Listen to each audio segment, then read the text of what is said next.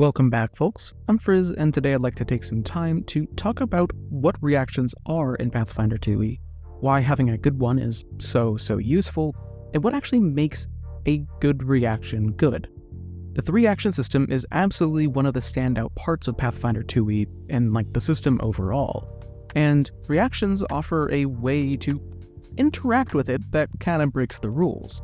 In case you weren't somehow aware already, every character gets a reaction every turn during combat, and you can use that reaction to use abilities or spells that require a reaction whenever their specific trigger is fulfilled.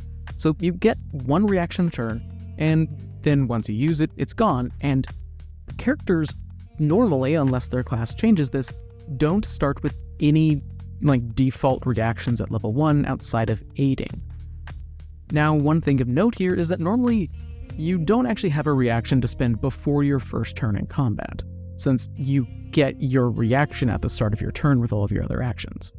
There are situations where you could totally make sense to have a reaction before your first turn, but that's like if you're starting a duel on a countdown and you know exactly when you're going to start fighting. Basically, reactions are the most frequent way to be able to act on other people's turns, and they're great. Now, there are many reasons why having a good reaction is useful. Most basic is obvious. Most characters are only going to have 3 actions a turn, and adding a reaction kinda gives you a 4th one per turn. Doing 4 things per turn is better than doing 3 things. Basic math. But there is more to it than that. Offensive reactions, like Attack of Opportunity and Stand Still, don't suffer from multiple attack penalties, which means that those reactions are going to be just about, if not more dangerous under certain circumstances than a normal strike. Plus, reactions that disrupt certain types of actions can feel insanely useful, like critting a spellcaster with an Attack of Opportunity and messing up their spell feels wonderful. Plus, having a good defensive reaction is pretty useful, since, it helps you not die. In my opinion, there are 3 general categories of reaction, though that's far from a hard and fast rule.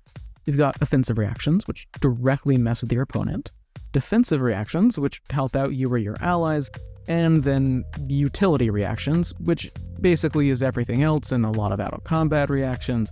And yeah, I kind of just made it as a catch-all because, again, this is in no way a hard and fast rule. I just like making boxes to put things in. But anyway, I think that the most impactful part of a reaction that determines how good it actually is the versatility and frequency of its trigger. Yeah, if you have a reaction that instantly wins any encounter you're in, that would be really nice. But if its trigger is so infrequent that you literally never get the chance to use it, then it's a bad reaction no matter how good its effect is. That's one of the biggest reasons why Attack of Opportunity is such a stellar reaction. It triggers off of 3 different common action types, meaning that it's going to come up lots and lots of encounters. By comparison, Opportune Riposte isn't going to come up quite as quickly, which makes Attack of Opportunity generally better.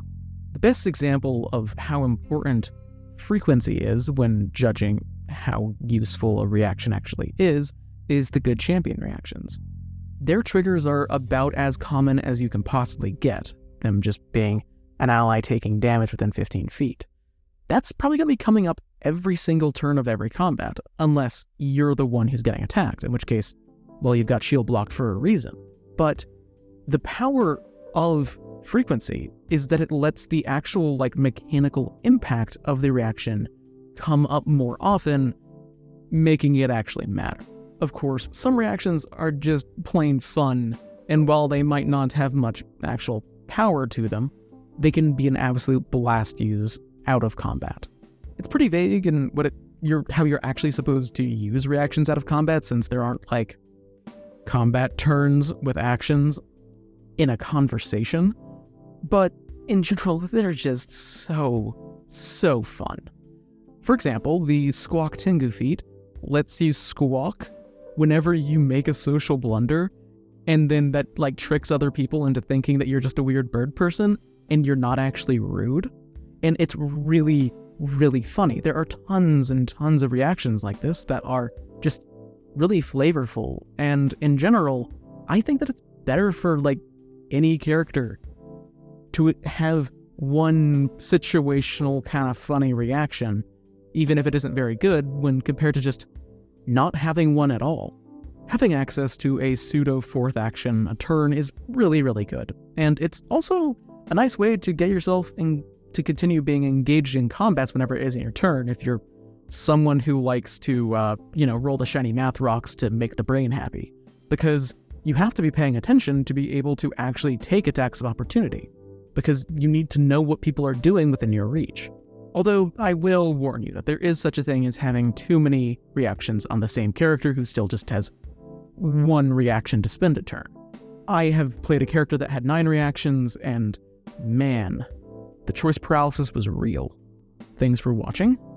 Reactions are fun, and this video may have been spawned due to my current characters having no real good reactions. But anyway, what do you think about reactions, and can you think of any changes that you'd like to see with them in the remaster? Let me know in a comment down below, and as always, you can always subscribe or join up as a member or something like that if you want to. My members really, really help out the channel, and, well, regardless, until I see you next, live a wonderful life.